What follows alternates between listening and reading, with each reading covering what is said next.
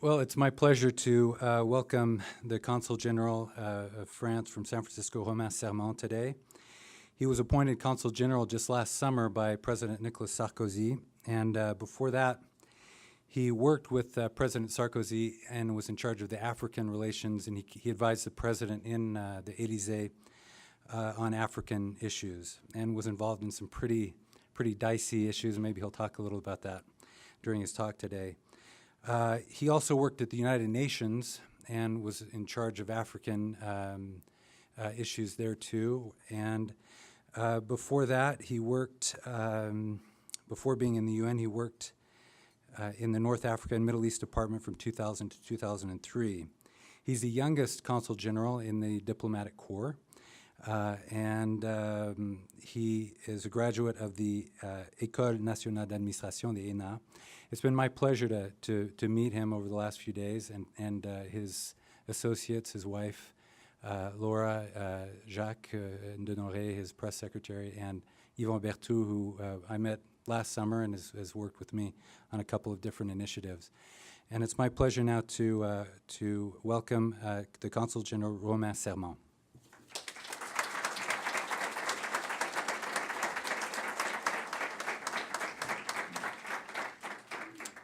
Thank you. Well, ladies and gentlemen, dear friends, I am particularly happy and honored to be with you today at this magnificent Kennedy Center for International Studies. I would like to personally thank the two Corries, as well as Director Jeffrey Ringer and Ellen Peterson for their warm welcome and actually for all they have done for me during my stay here in Salt Lake City. I would also like to apologize for my terrible English and my very distinctive French accent. The good thing for me is that if you don't understand me, I won't have any questions to answer after my speech. We'll see. France and the United States are united by strong ties of friendship. Their roots go back more than 200 years ago, when France decided in 1780 to support the American Revolution.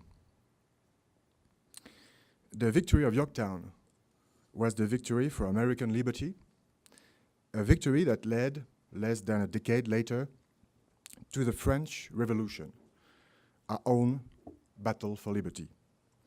And this victory makes France the oldest ally of the United States. It also marked the beginning of a special alliance which endured over 2 centuries. This alliance has always been honored by our two countries, despite our differences from time to time. Our alliance has been forged on the field of battle, side by side. Our ties have been strengthened dramatically during World War I through the decisive role played by the US troops under the command of General Pershing. Of course, while France was under the yoke of the Nazi invaders during World War II, the US Army once again landed on our shores to save France, and more than France, to save Europe from hell. I want to tell you today that we, the French people, we know exactly what we owe to American people and to the American army. France will never forget the courage, the bravery, and the sacrifice of young American soldiers who left their home and their families to ensure the liberation of France. So I said that our friendship has been forged in blood. Why?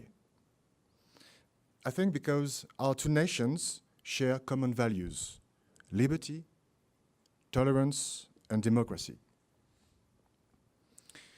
Our two nations share the same determination to defend and to preserve these noble causes: liberty, tolerance, and democracy, causes which inspired your founding fathers as well as the French Revolution.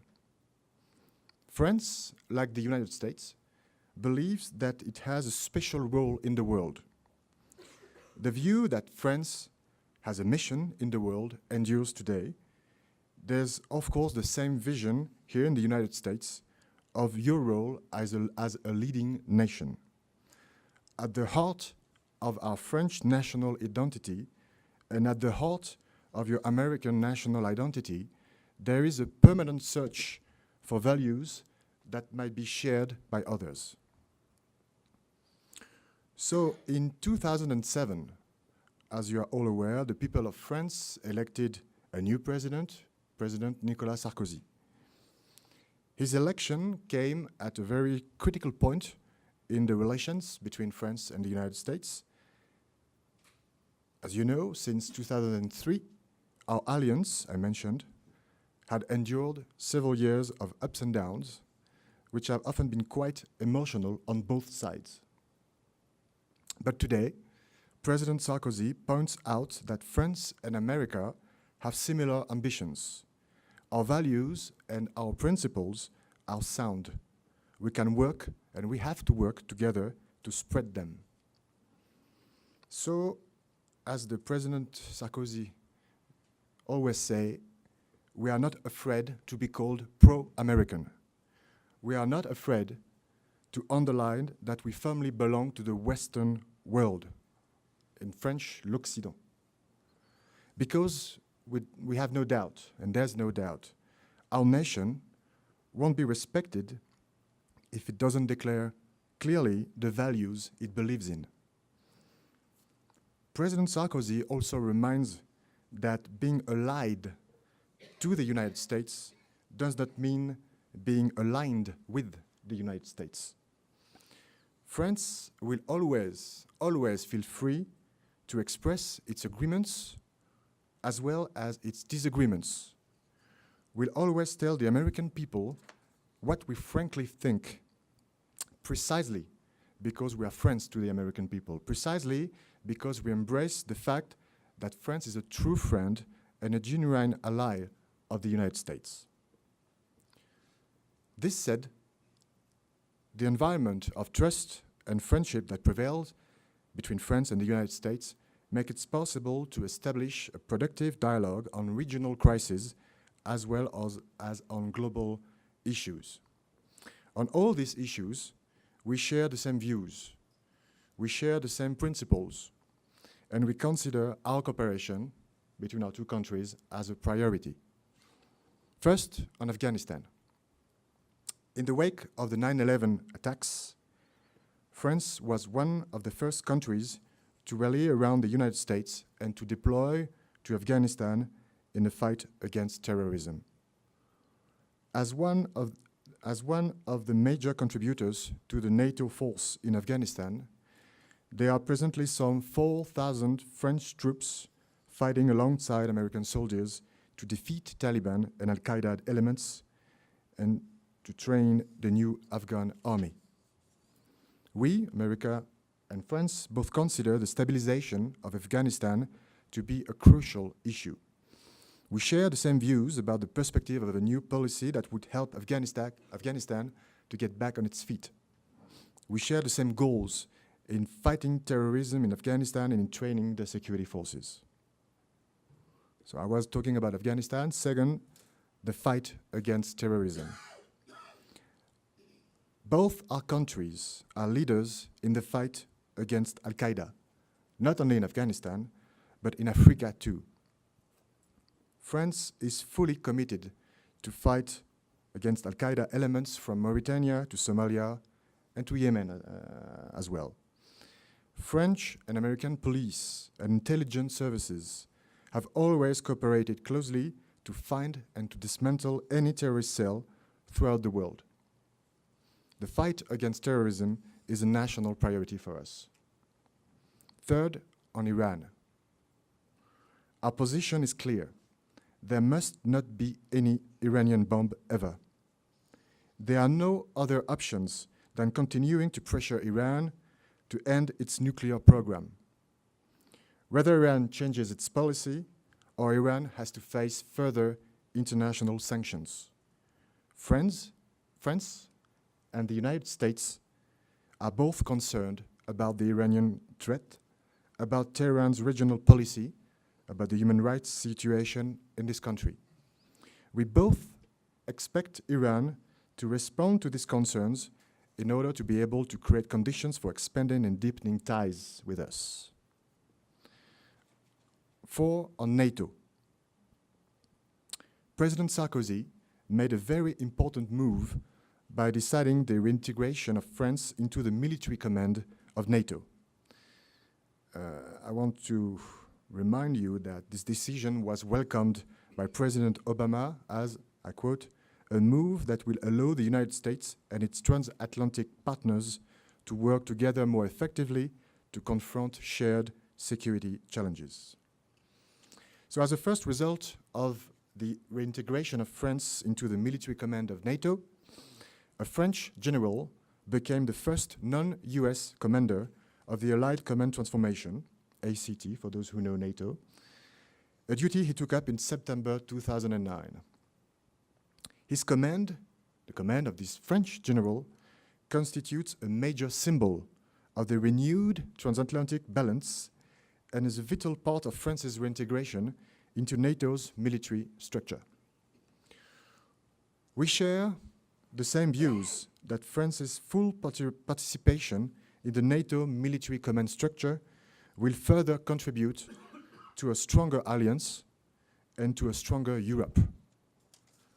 At the start of his mandate in 2007, when he was elected, the President of France launched a dual movement for, on the one hand, restarting the European defense system, and on the other hand, reviewing relations between France and NATO. These two components, NATO, European defense, these two components were linked from the outset. Our aim is to strengthen the European defense system as well as NATO. We both believe, France and the United States, that a stronger Europe will make the alliance, will make NATO stronger and more credible. And finally, I want to talk about the reform of the world finance. This reform and the need of a regulatory coordination are among the significant issues discussed and resolved at the regular bilateral meetings between Paris and Washington. The close cooperation between President Obama and President Sarkozy contributed to the success of the G20 summits in London and Pittsburgh in 2009. Whereas France is hosting the G8 and G20 summit this year, President Obama and French President Nicolas Sarkozy agreed just 2 weeks ago to work closely together on economic recovery issues. They decided to coordinate their agendas to make sure that we are as productive as possible in delivering the kinds of reforms and follow through that will result in prosperity for the people around the globe. So I don't want to be too long about these topics, but as you see, there are many topics of cooperation, of close cooperation between our two countries on worldwide issues. But of course, our close cooperation doesn't exclude misunderstandings, disagreements, or disputes. Let me give 2 examples. First example, disputes can occur when it comes to trade. Think about the competition between Airbus and Boeing, or the issue of entertainment and what we call in French cultural diversity. But what is important is to notice that any trade disputes are now brought up in a multilateral context. For instance, the World Trade Organization, and no more on a just bilateral context. Second example, and I will say things straight. Sometimes the image of France among the American public opinion suffers from 3 factors. First factor, too much anti-Semitism in France. Second factor, ingratitude toward America. And third factor, the inability of France to engage economic reforms. These 3 factors, or these 3 feelings, can lead to, here in America, to suspicion toward France, even worse, like some years ago, to some French bashing. I want today to emphasize that such feelings are absolutely not justified. Among all European countries, France has the most repressive legal system against acts of anti-Semitism. Such crimes are sentenced by life imprisonment.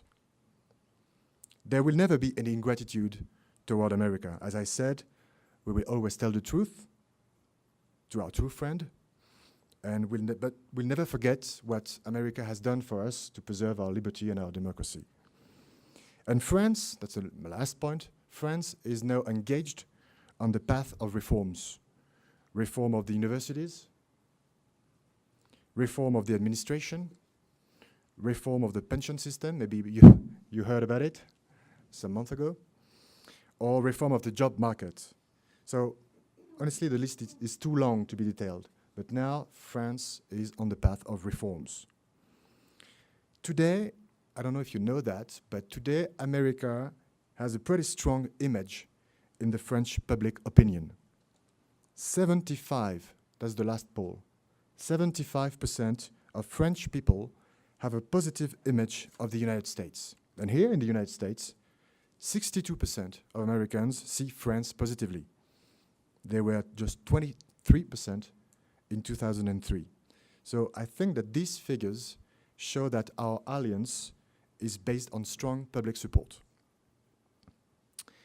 But dear friends, France and the United States are tied by history and a common interest to work hand in hand on global challenges in a fast-changing world. But we should not forget another key factor for cooperation, of course, the economy.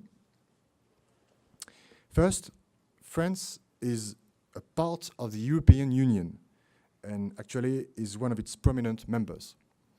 As you may know, the European Union is the biggest economy in the world. Its GDP is around $16 trillion, that is to say 28% of the world GDP. The GDP of the United States is $14 trillion, 24% of the world GDP, and China is $6 trillion, so 6% of the world GDP. The European Union accounts for 40% of all global trade. And just think about this. The trade exchange between European Union and the United States represent $1.2 billion every day. Every day. $1.2 billion every day. So Europe is by far the largest foreign investor in the United States.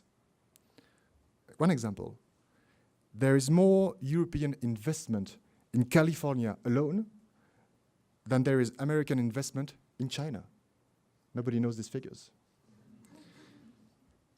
But I'm here to tell you that. That's my job.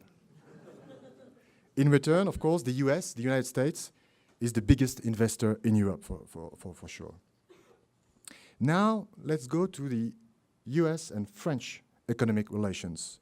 These are the facts. The trade exchange between France and the United States represent $190 million every day. Every day.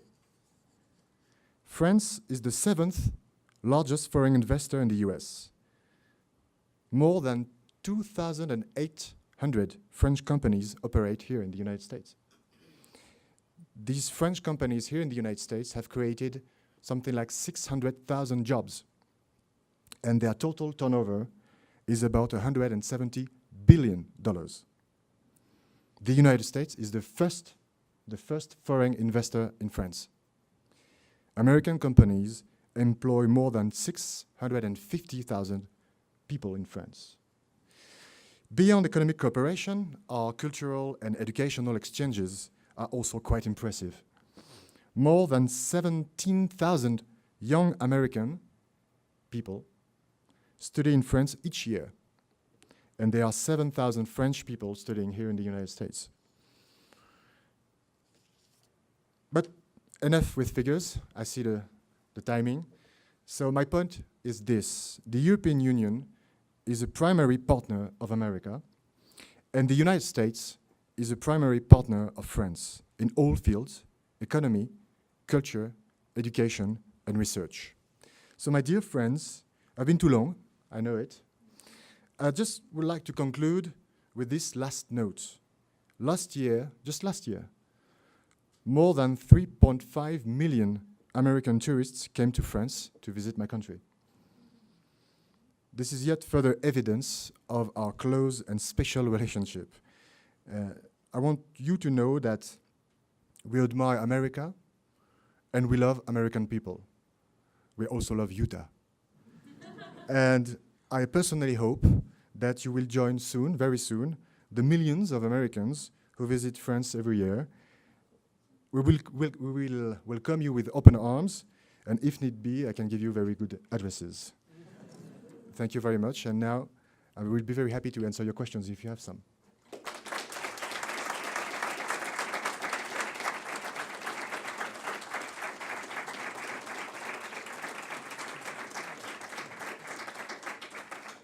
Just a reminder, since we are video recording, I know it's a small room, but please raise your hand and wait for the microphone to come to you, and then tell us your name and what you're studying.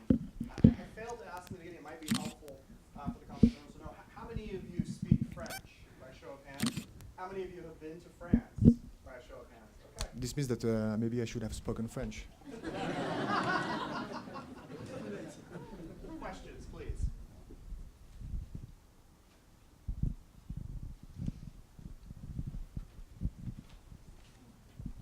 Thank you. My name is Chelsea Gibson, and I'm studying international relations. Thank you. I'm wondering if you could talk a little bit about France's leadership in the G20 right now with the presidency, in particular on the issue of financial transaction taxes. I know that was a priority. Thanks. Thank you. Yeah, good question. I'll be quite brief because it's also very, very technical. The goal of our presidency is this. First, we want to introduce more transparency in the financial exchanges in the world. The President Sarkozy strongly believes that one of the reasons of the last financial crack or crisis 2 years ago was due, partly, but was due to huge lack, I don't know if it's that English, anyway, to a real lack of transparency. So first goal, more transparency within the among the financial transactions. The second goal of our presidency is also to continue the reform of the world governance. As you may know, the IMF and the World Bank, the principles of the reform of the IMF and the World Bank have been decided during the last G20 summits. Now the thing is that they must be implemented. That's the first point. The second point, it's not linked directly to the financial world, but it's linked to world governance. I was talking about the reform of the IMF and the World Bank. There's also the reform, which is very important to us, of the Security Council at the United Nations. We've been talking about that for a very long time, but it's really time to make a move and improve the situation and implement a real reform. Our goal, our position is this on the question of the Security Council. To us, it's not acceptable that more than 1 billion of Chinese, of Indians, sorry for that, billion of Africans and others, of course, are not represented permanently around the table of the Security Council. So this is completely unacceptable. So this is the reform of the Security Council that we want to push. So this is our agenda in very, very few words. If I go back just 1 second on the world finance, I was talking about transparency. Also, the second goal of our presidency is also to introduce new mechanism of cooperation.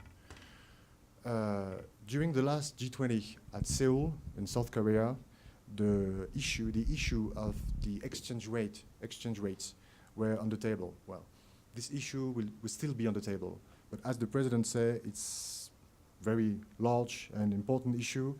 We unfortunately know that it won't be solved in 1 second, so it will take time. It will require a lot of efforts, but we'll continue to talk about these issues.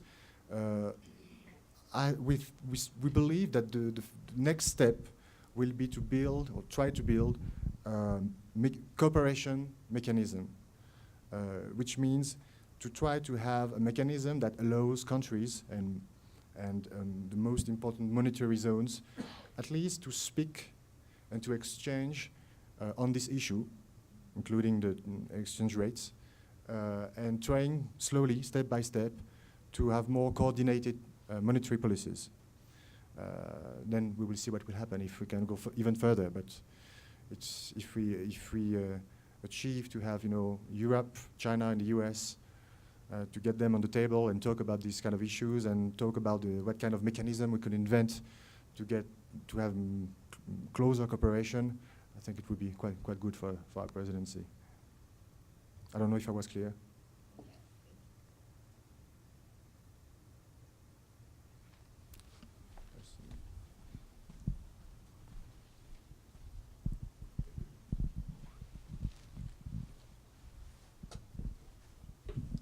Thank you, Mr. Consul. My question is that when you were being introduced, it was mentioned that you had some experience in North Africa, and I was wondering what role France plays when the government in a former colony is overthrown, just like we've seen in Tunisia in the last several weeks. Thank you. That's a very good question. The thing is that our position is really not easy in this kind of situation. First, because of the history. You mentioned the history of the colonization. And, with all the countries where we have this kind of history, the situation is the political situation, but not only, also the psychological situation. It's always difficult. The relations are always difficult. The second point is this. We have hundreds of thousands of Tunisians in France. And when you have such big community, foreign community, in your country, you have quite a different position concerning the countries where they are from. So this said, what do I mean? I mean that in this kind of situation, if we say something, it will be perceived by many people, not only in Tunisia, but also in the Arabic world or in Africa or somewhere else, as ingérence. I don't know how to say that in French, in English. Intrusive. Like the former colonial power, once again, is dealing with our internal issues. So I fully understand the question. And you must know that for us, the situation, and for the government, the situation was really not easy, as it's not easy when such crises occur in our former colonies 50 years ago. So position of France in this kind of situation is not the same as other European countries or the United States or other countries.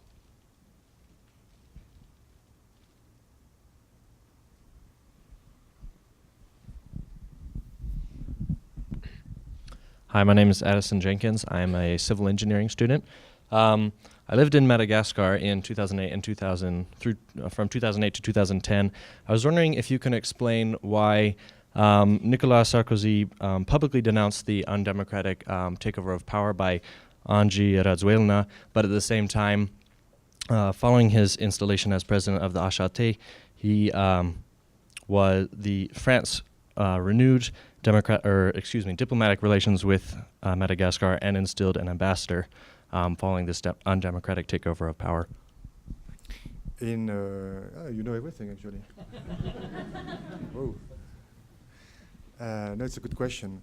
When you have a situation like this, and in this particular situation, all the countries turned toward us, and they all said, France, please find a solution, do something.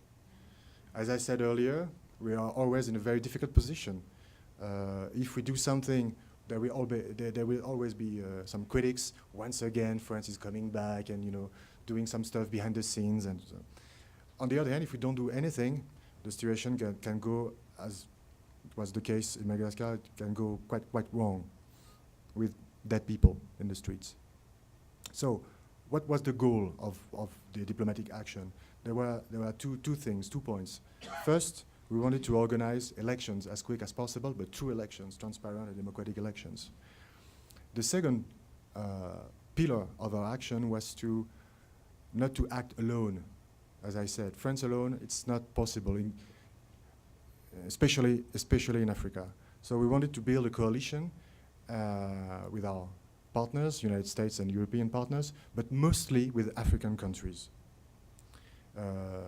It was not easy, and now I don't follow the case for the last 7 months. I don't know where they are now, to be very honest, but this is what we try to do.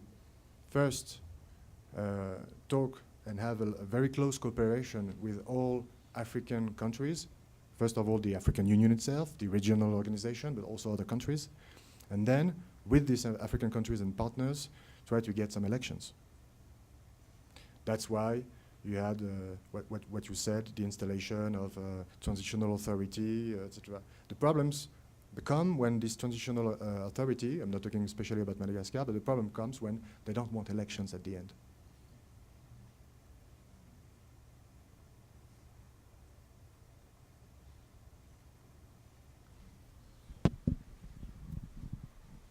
Thank you. Welcome, and we're glad to have you here. My name's Greg Peacock, and I'm a student of a lot of things. I'm too old to be one of these kinds of students, but grateful to be here today. I want to make a quick statement and then ask a question. I wish that Americans appreciated the contribution of France to the United States and its history a little bit more than they do. Grateful that that tide has changed a little bit. One area where there might be some minor disagreement between the United States and France in the context of the European Union is over the application for Turkey to join with the European Union. Wondering if you could tell us, since there is some expressed opposition to that on the part of the current government, if you could tell us what kinds of changes might have to take place in Turkey, in the government, in the society, and the economy generally, to make France more open, not France alone, but certainly to make France more open to the accession of Turkey to the EU. Thank you. On this issue, I want to say this one first thing. I want to talk about the way we perceive, actually your question, if I can say so. It's a little bit, don't take it personally or don't be offended at all, it's the debate. But it's a little bit like if, let's go back to the 80s, a European country would have said to the United States, why don't we take Mexico on board for NAFTA or something? It's a little way we perceive it, for you to know it, because it's very interesting. Because the question of the integration of Turkey to the European Union is a European question, with our own European feeling and with our own, which is the most important thing, public opinion, which matters in this kind of issues. So my point is, we fully understand that there could be some differences between American position and the European position, or the positions of different European countries, because among European Union also there could be some different positions. But the thing is that, for sure, the European Union will never accept the United States or any other countries to tell the European Union what they should do with the Turkey, concerning Turkey into the European Union. Sorry, my English may be very poor now, but you understand the point. That's the first thing. So the second point now is Turkey and European Union. They have already signed many agreements of cooperation, very integrated cooperation in quite many things, fields, economic, but not only economic, culture, education, etc. Our point is we want, first of all, to get all these agreements fully implemented and to see what happens. The second thing, there is, I don't have to hide that, there is a very important and quite interesting debate, not only in France but in Europe, concerning these questions. It's linked to many political issues, economic issues. Will there be more unemployment in Europe if we integrate 80 million Turks?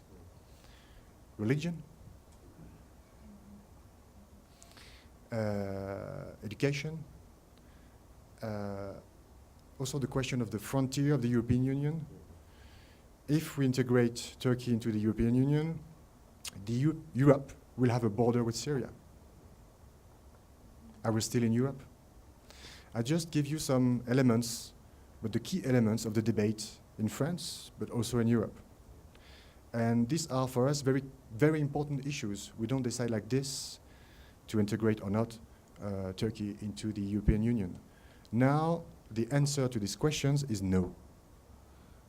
We don't want to integrate Turkey into the European Union for many reasons. I mentioned some of them. That's the situation now, but you must understand that it's not so easy. Maybe it's when you are 10,000 miles away from this, maybe it's easy to say you should do this or that, etc. When it comes to the issues, we are talking about 80 million people.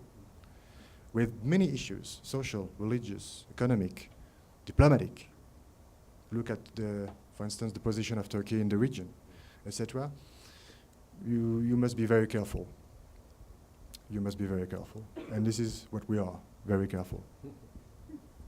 Doesn't mean that the doors are closed. It means that we are very, very careful. And for the moment, it's no. In 10 years, we'll see. In 20 years, we'll see. But for the moment, it's no. We are not ready. And Turkey is not ready. So to answer your questions, what are the key, how Turkey should be to be integrated into the European Union? I answered partly, because it not only depends on Turkey, it also depends on us. But it also depends on Turkey. As I said, we have signed many agreements with Turkey, and in these trade agreements, for instance, we have also some kinds of conditions concerning the respect of the freedom for religion, but also some economic factors, democratic factors, so internal political factors, social factors, etc. The place of the woman, things like that. It's very complex issues and it's very touchy.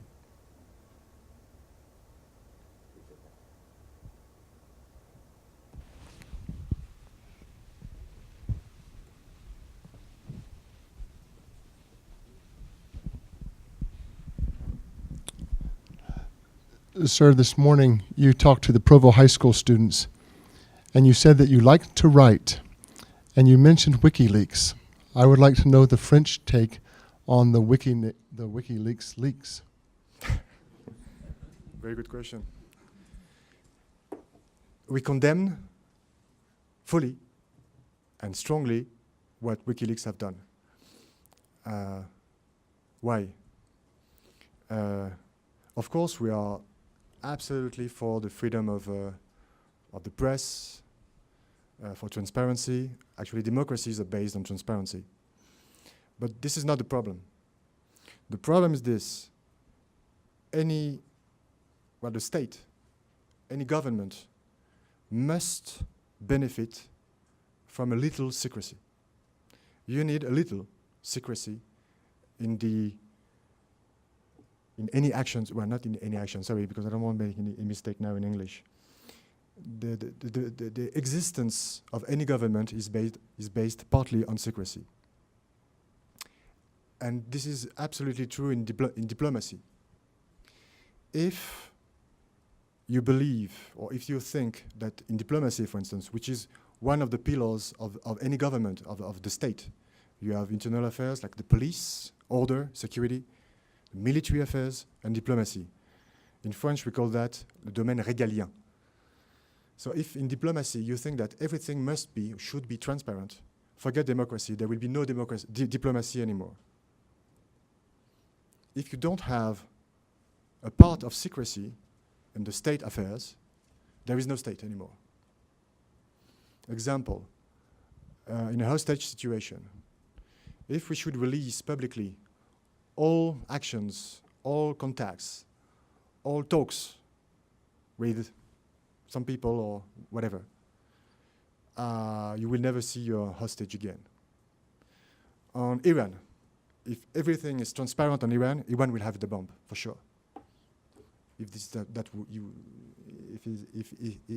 that what you want, okay, we can have transparency. We don't want that. So, in all issues, Middle East process, the same thing. Any peace process, we were talking about Madagascar. If in this kind of situation there's a coup and then you want elections with a democratically elected government, if there is no secrecy, a little bit, forget it.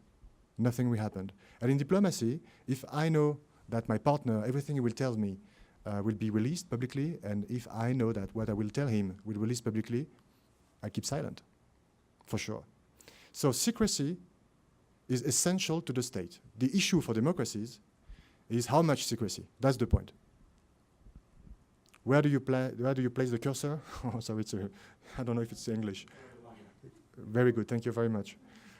Can I speak French now? No? So that's the point for democracies. Where do you put whatever? So for me, that's the issue. But what WikiLeaks have done and what they think, which is release everything must be transparent, we strongly condemn it. And you understood it. We're strongly against it. I told you why.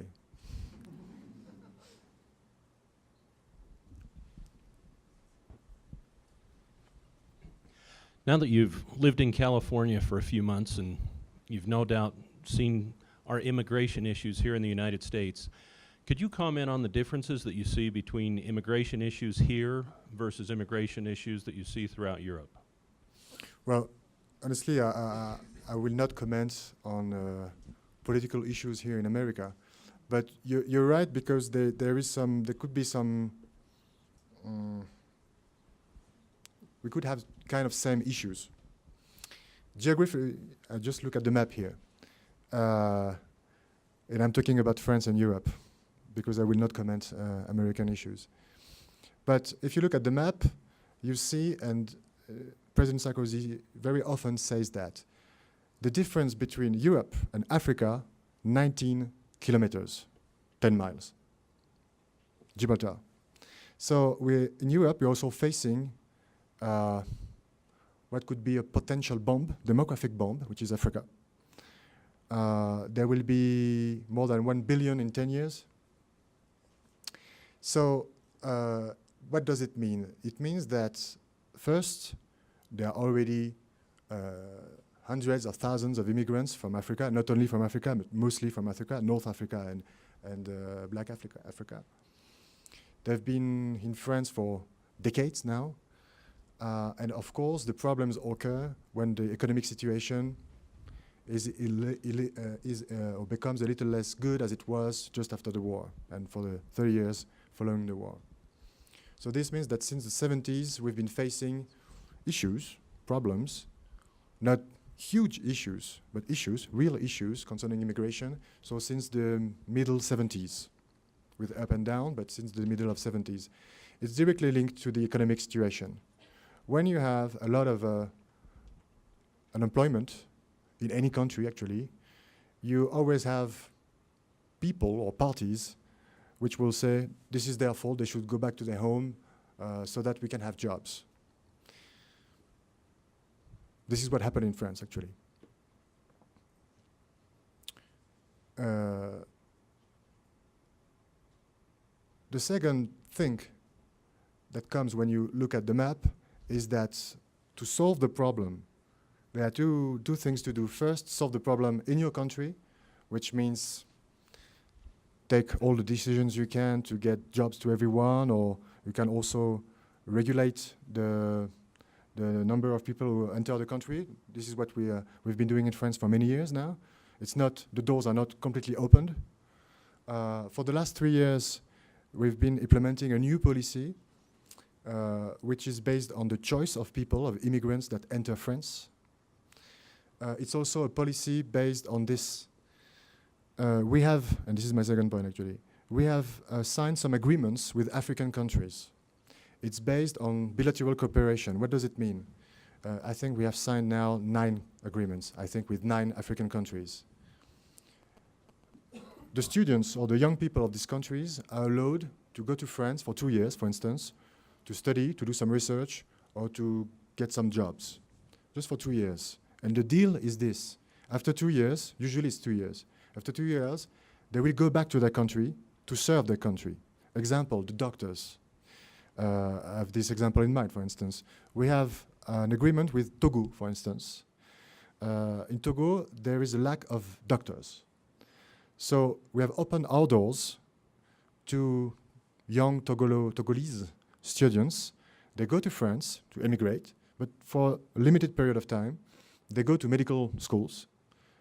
They can even practice medicine for some time, and then they will come back to Togo because Togo has not enough doctors. You know, this is this kind of agreements we have created, and now we have signed 9 agreements, as I said. More generally, beyond this kind of policy, which is quite innovative in France, of course, we have the question of development. I'm still talking about Europe and Africa.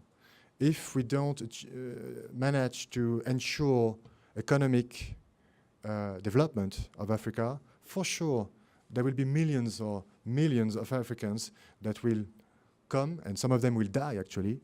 They will come to Europe, because for them it's like the El Dorado. So, sorry if I'm a little long, but we have to take in France some social measures for better integration of immigrants, better school for them. They must speak French so that they can find a job, maybe. You have also regulations of the frontiers. With this kind of agreements that I explained with Africa, they can enter for some period of time, and people we have chosen, they serve France because it's also very good for us, but at the end they will serve also their country. And serving their country, it's also good for us because it will ease the development of Africa, and the development for Africa is the only way to avoid massive immigration to Europe. I don't know if I'm very clear. Of course, this is on the paper. To implement such a policy, it's very difficult, and it requires a lot of money. And here we come to the other issue, the money. But that's another debate. Last question? Yeah, sure.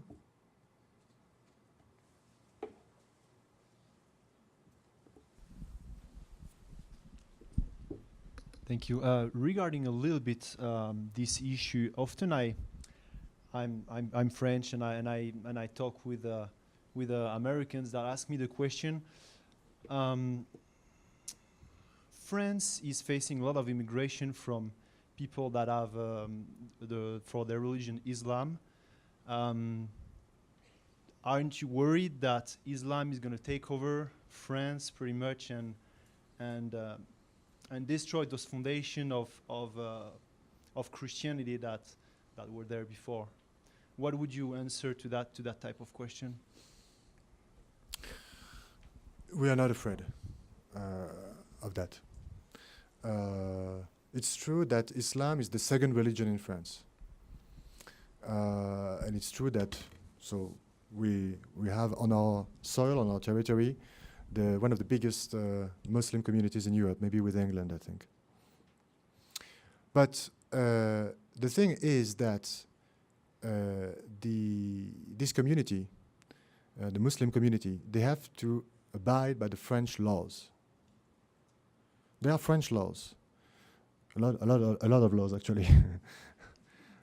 Separation of church and state, and many laws on security, on school, on economic relations, the day-to-day life, etc. Laws. If they don't respect the laws, there's a problem. So the whole point is to make sure that they respect the laws as all citizens, Catholic or Protestant, Mormon, or whatever they are, or even if they don't believe in God, you know, like everyone else. It's not a question of being Muslim or not. They must abide by the law. So the point is not being afraid of like a huge Muslim wave, you know, covering France. It's not the point. The point is much more in terms of security, because the young immigrants from Africa or North Africa, they are Muslim, and they live in the suburbs. The problem is not that they will build thousands of mosques in the suburbs. Not the point. The point is that they shoot the police. You know what I mean? Our problem is not being afraid of by Islam. The problem is that they shoot the police. So it's much more a question of security issues than any other kind of issues. You know what I mean? That's the problem. Of course, there are some people, some parties, far right, for instance, they take this example and of course they want to frighten the people. It's like a threat, you know, of huge Muslim invasion or wave to France or Europe, and but they do this to exploit the fear of people or the weakness of people to get votes. But to us, it's not the problem. The problem is mostly security, as I said, rather than a religious problem.